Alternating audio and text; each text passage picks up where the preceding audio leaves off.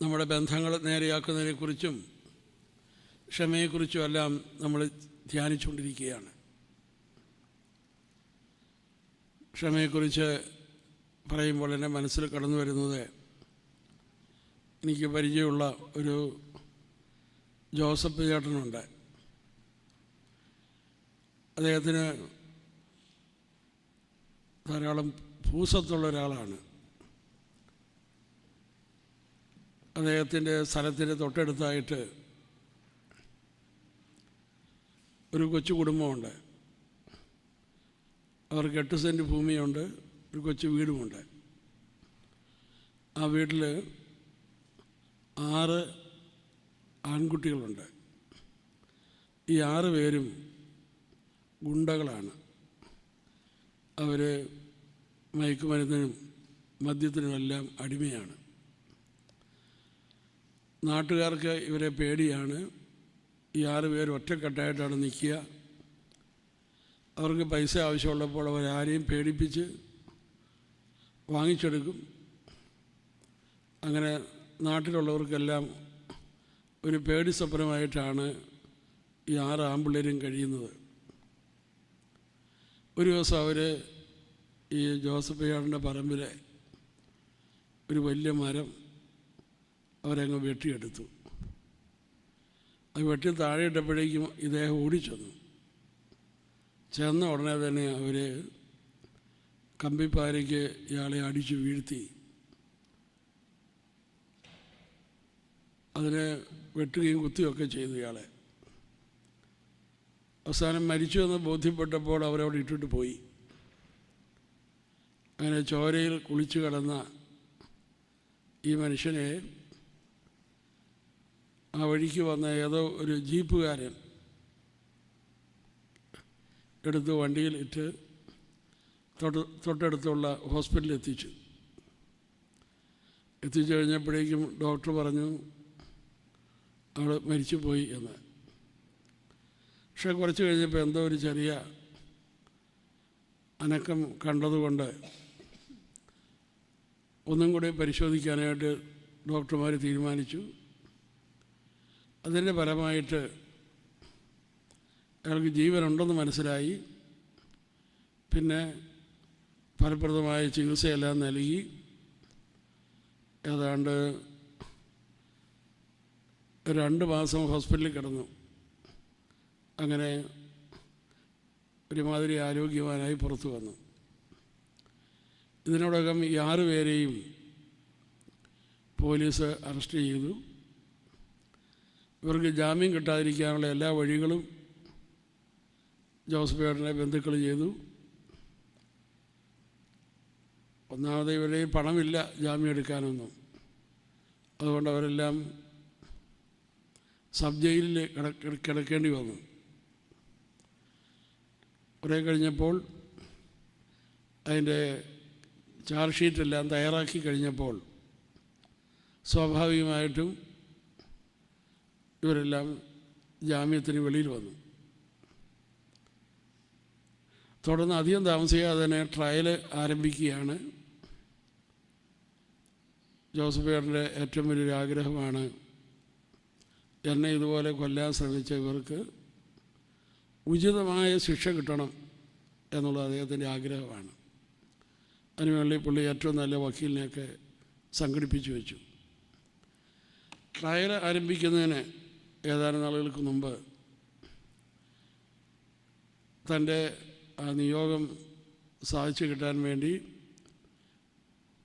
എവിടെയെങ്കിലും പോയി പ്രാർത്ഥിക്കണമെന്ന് അദ്ദേഹത്തിന് തോന്നി. അങ്ങനെ അദ്ദേഹം അവസാനം പ്രാർത്ഥിക്കാൻ വന്നത് ഡിവൈയിലായിരുന്നു. ഡിവൈയിൽ ഒന്ന് അദ്ദേഹം ധ്യാനത്തിൽ പ്രവേശിച്ചു. 2 ദിവസം കഴിഞ്ഞപ്പോഴാണ് അദ്ദേഹത്തിന് മനസ്സിലായത് വന്ന സ്ഥലം മാറിപ്പോയി എന്ന്. കാരണം അദ്ദേഹത്തിൻ്റെ പ്ലാൻ മാക്സിമം ശിക്ഷ വാങ്ങിച്ചു കൊടുക്കുക എന്നതാണ്. പക്ഷേ പുള്ളി ധ്യാനത്തിൽ വന്ന നിമിഷം തൊട്ട് വളരെ ശക്തമായ വിധത്തിൽ ക്ഷമയെക്കുറിച്ചുള്ള സന്ദേശം കേട്ടുകൊണ്ടിരിക്കുകയാണ്. പുള്ളിക്കത് ഒട്ടും അങ്ങോട്ട് അംഗീകരിക്കാൻ പറ്റുന്നില്ല. മനസ്സിലിങ്ങനെ പലതിനോടും പുള്ളി ഇങ്ങനെ എതിർത്തുകൊണ്ടിരുന്നു. പക്ഷേ എല്ലാ ദിവസവും ഇങ്ങനെ ക്ഷമിക്കുന്ന നിരവധിയായ സന്ദേശങ്ങളും സാക്ഷ്യങ്ങളെല്ലാം കേട്ട് കഴിഞ്ഞപ്പോൾ അവസാനം പുള്ളി ഈശോയുടെ മുമ്പിൽ ഇങ്ങനെ പറഞ്ഞു, ആ കേസിൻ്റെ വിധി കഴിഞ്ഞാൽ ഞാനങ്ങ് ക്ഷമിച്ചേക്കാമെന്ന്. ഇങ്ങനെയുള്ള സൂത്രവിദ്യയൊക്കെ വെച്ചുകൊണ്ടിരിക്കുകയായിരുന്നു. ഏതായാലും ധ്യാനം തീരുന്നതിന് ഒരു ദിവസം മുമ്പ് പുള്ളി പ്രാർത്ഥിച്ചുകൊണ്ടിരിക്കുന്ന സമയത്ത് ഈശോ പുള്ളിയോട് സംസാരിച്ചു. ഈശോ ഇങ്ങനെയാണ് പുള്ളിയോട് പറഞ്ഞത്, നീ ഇപ്പോൾ അനുഭവിക്കുന്ന ഈ ജീവൻ നിനക്ക് ഞാൻ രണ്ടാമത് തന്നതാണ്. യഥാർത്ഥത്തിൽ നിന്റെ ജീവൻ പോയായിരുന്നു. നീ ഓർക്കണം, നീ ചോരയിൽ കുളിച്ച് കിടക്കുമ്പോൾ നിൻ്റെ ബന്ധുക്കളോ പ്രിയപ്പെട്ടവരോ ആരുമല്ല നിന്നെ എടുത്ത് ഹോസ്പിറ്റലിലാക്കിയത്. നിനക്ക് പരിചയമില്ലാത്ത ഒരാളാണ്. ആളുടെ ഉള്ളിൽ ഞാനാണ് ശക്തമായിട്ട് പ്രേരിപ്പിച്ചത് നിന്നെ എടുത്ത് ആശുപത്രിയിൽ കൊണ്ടുപോകാൻ. ഹോസ്പിറ്റലിൽ ചെന്ന ശേഷം ഡോക്ടർമാർ നിന്നെ കൈവിട്ടതാണ്. വീണ്ടും ഒന്നും കൂടി നിന്നെ പരിശോധിക്കാൻ ഞാനാണ് അവരുടെ ഉള്ളിൽ പ്രേരണ കൊടുത്തത്. അങ്ങനെ നിനക്ക് ഞാൻ രണ്ടാമത് തന്ന ജീവനാണ് ഇപ്പോൾ നീ ഉപയോഗിച്ചുകൊണ്ടിരിക്കുന്നത്. ഈ ജീവൻ നീ എന്തിനാണ് ഇപ്പോൾ ഉപയോഗിക്കുന്നത്? പ്രതികാരത്തിന് വേണ്ടി. നീ മനസ്സിലാക്കണം, നീ പ്രതികാരം ചെയ്യുമ്പോൾ ഈ ജീവൻ നൽകിയ എനിക്കെതിരായിട്ടാണ് നീ പ്രവർത്തിക്കുന്നത്. അപ്പം നിനക്ക് ഞാൻ ഈ ജീവൻ തന്നത് എനിക്കെതിരായിട്ട് പ്രവർത്തിക്കാനായിട്ട് നീ ഉപയോഗിച്ചുകൊണ്ടിരിക്കുന്നു. അതിനാണോ നിനക്ക് ഞാൻ ജീവൻ തന്നത്? അദ്ദേഹത്തിൻ്റെ മനസ്സിൽ ഒരു വലിയ അനുതാപം ഉണ്ടാകാൻ തുടങ്ങി. അദ്ദേഹം അവിടെ മുട്ടുമേ നിന്ന ശേഷം ഈശോയോട് പറഞ്ഞു, കർത്താവേ, ഈ ജീവൻ നീ എനിക്ക് സൗജന്യമായി തന്നതാണ്. ഞാനിതൊരിക്കലും പ്രതികാരത്തിന് വേണ്ടി ഉപയോഗിക്കുകയില്ല. ഇത്രയും പറഞ്ഞ ശേഷം അദ്ദേഹം തന്നെ കൊല്ലാൻ ശ്രമിച്ചവരോട് ഹൃദയത്തിൻ്റെ ആഴത്തിൽ ക്ഷമിച്ചു. ക്ഷമിച്ചു കഴിഞ്ഞപ്പോഴേക്കും ഉള്ള കണ്ണിൽ നിന്ന് കണ്ണുനീര് ധാരധാരയായി ഒഴുകി. മനസ്സിലെ ഭാരങ്ങളെല്ലാം വിട്ടുപോയി. ആ ഭയവും വിട്ടുപോയി. തന്നെയുമല്ല, ഉള്ളിൻ്റെ ഉള്ളിൽ എന്തെന്നില്ലാത്തൊരു സന്തോഷം കടന്നു വന്നു. പുള്ളി ജീവിതത്തിൽ ആദ്യമായിട്ടാണ് ക്ഷമിച്ചു കഴിഞ്ഞാൽ ഇതുപോലെ മരണത്തിന് പോലും നശിപ്പിക്കാൻ കഴിയാത്ത വണ്ണം നിത്യമായൊരു സന്തോഷം ഉണ്ടാകുമെന്ന് പുള്ളി അനുഭവിച്ചറിയുന്നത്. പെട്ടെന്ന് പുള്ളിയുടെ മനസ്സിൽ കടന്നു വന്നു, ദൈവമേ, എത്രയോ പേര് ഈ സത്യം മനസ്സിലാക്കാതെ ഇരിക്കുന്നു. ക്ഷമിച്ചു കഴിഞ്ഞാൽ ഇങ്ങനെ മരണത്തിൽ പോലും നശിപ്പിക്കാൻ കഴിയാത്ത സന്തോഷം ഉള്ളിലുണ്ടാകുമെന്ന് മനസ്സിലാക്കാത്തവർ എത്രയോ പേര്. എന്ന് അദ്ദേഹം ഒരു തീരുമാനമെടുത്തു, ഞാൻ ഈ സന്തോഷത്തിൻ്റെ സാക്ഷിയായിട്ട് മാറും. പുള്ളി ധ്യാനം കഴിഞ്ഞ് വീട്ടിൽ ചെന്നു. അതിനുശേഷം പുള്ളി 6 പേരെയും പോയി കണ്ടു. അവരോട് സംസാരിച്ചു. അവരെ വളരെ സ്നേഹത്തോടെ ഡിവൈൻ ധ്യാന കേന്ദ്രത്തിൽ പറഞ്ഞയച്ചു. അവർ വന്ന് ധ്യാനത്തിൽ വന്ന് പങ്കെടുത്ത് അവരുടെ ഡ്രഗ്സൊക്കെ അവർ നിർത്തി. കൂടാതെ അവർ എല്ലാ ദിവസവും തന്നെ ധ്യാനം കഴിഞ്ഞ് പള്ളിയിൽ പോകാനും പ്രാർത്ഥിക്കാനുമൊക്കെ തുടങ്ങി. ഈ ജോസഫ് ഇദ്ദേഹത്തോട് ഇവരോട് പറഞ്ഞിരുന്നു, കേസ് വരുമ്പോൾ നിങ്ങൾക്കൊരു ശിക്ഷയും ഉണ്ടാകാത്ത വണ്ണം ഞാൻ നിങ്ങളെ സഹായിക്കുമെന്ന്. അതുപോലെ തന്നെ കോടതിയിൽ നിന്ന് അവരെ വെറുതെ വിടുവിച്ച് അങ്ങനെ അവർക്ക് മോചനം വാങ്ങിച്ചു കൊടുത്തു. അതെല്ലാം കഴിഞ്ഞ് പുള്ളിയുടെ മനസ്സിന് വലിയ സന്തോഷം ഇങ്ങനെ കിടക്കുകയാണ്. പുള്ളി ഇങ്ങനെ വെറുപ്പിലും വൈരാഗ്യത്തിലും കഴിയുന്നവർക്ക് വേണ്ടി എല്ലാ ദിവസവും പ്രാർത്ഥിക്കാൻ തുടങ്ങി. അങ്ങനെ കുറച്ച് നാൾ കഴിഞ്ഞപ്പോഴേക്കും ചിലരൊക്കെ പുള്ളിയുടെ അടുക്കൽ അവിചാരിതമായിട്ട് സംസാരിക്കാൻ വരാൻ തുടങ്ങി. സംസാരിക്കാൻ വന്നവരോടൊക്കെ പുള്ളിയുടെ സാക്ഷ്യം പുള്ളി പറഞ്ഞു. ആ സാക്ഷ്യം പറഞ്ഞ് തീർന്നു കഴിയുമ്പോഴേക്കും ആ സംസാരിക്കാൻ വന്നവരുടെ ഉള്ളിലുണ്ട് ചിലരോടുള്ള വെറുപ്പും വൈരാഗ്യമൊക്കെ അവർക്ക് ക്ഷമിച്ച് മാറ്റാൻ കഴിഞ്ഞു.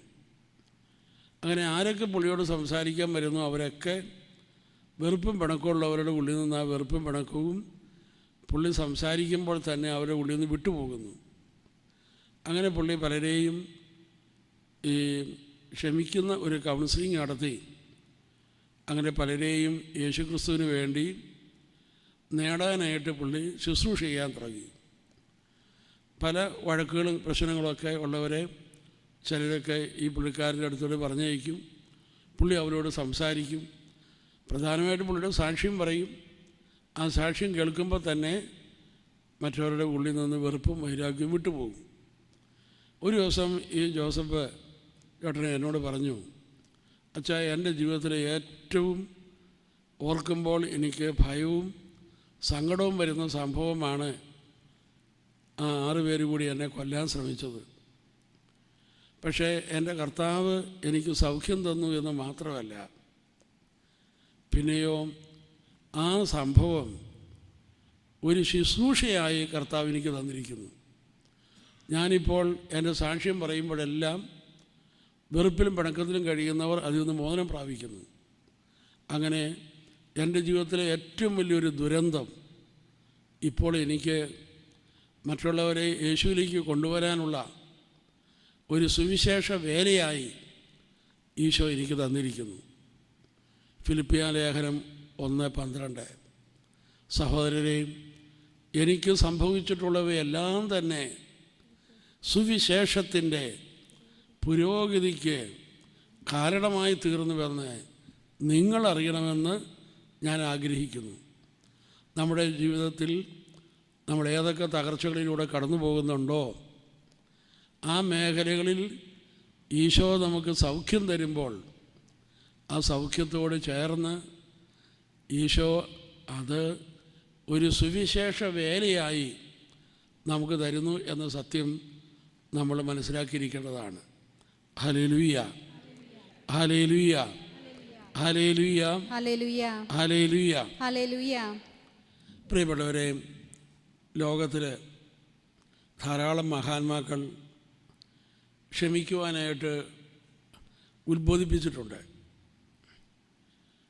നമ്മുടെ കർത്താവായ യേശു ക്രിസ്തുവും ക്ഷമിക്കുവാനായിട്ട് നമ്മളെ ഉപദേശിച്ചിട്ടുണ്ട്.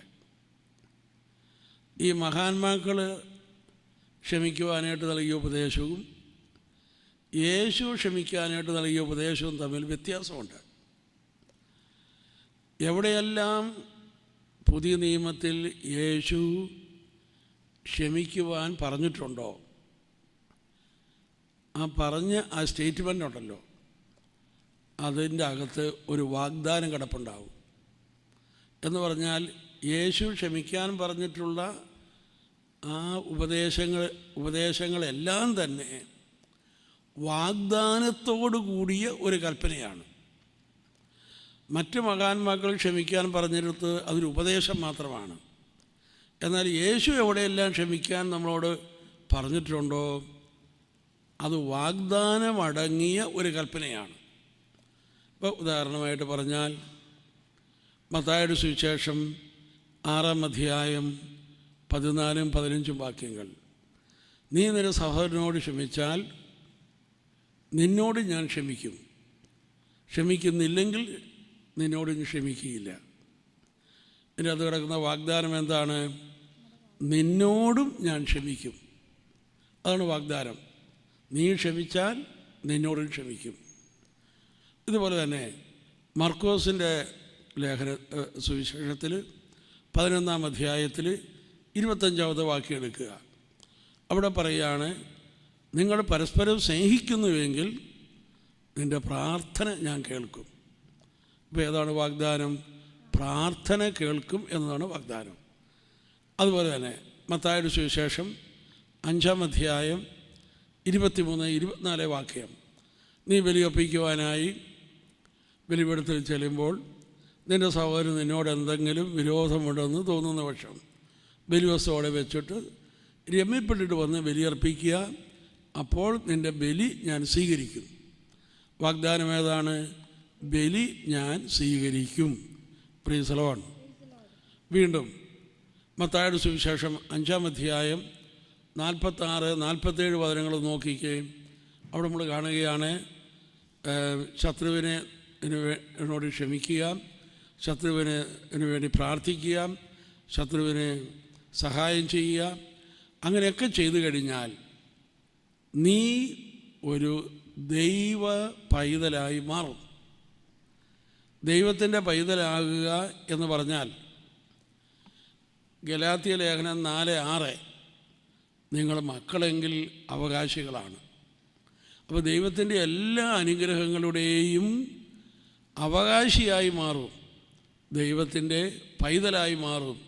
എപ്പോൾ നമ്മൾ ശത്രുക്കളോട് ക്ഷമിക്കുകയും അവർക്ക് വേണ്ടി പ്രാർത്ഥിക്കുകയും ചെയ്യുമ്പോൾ. Praise the Lord. ഹല്ലേലൂയ.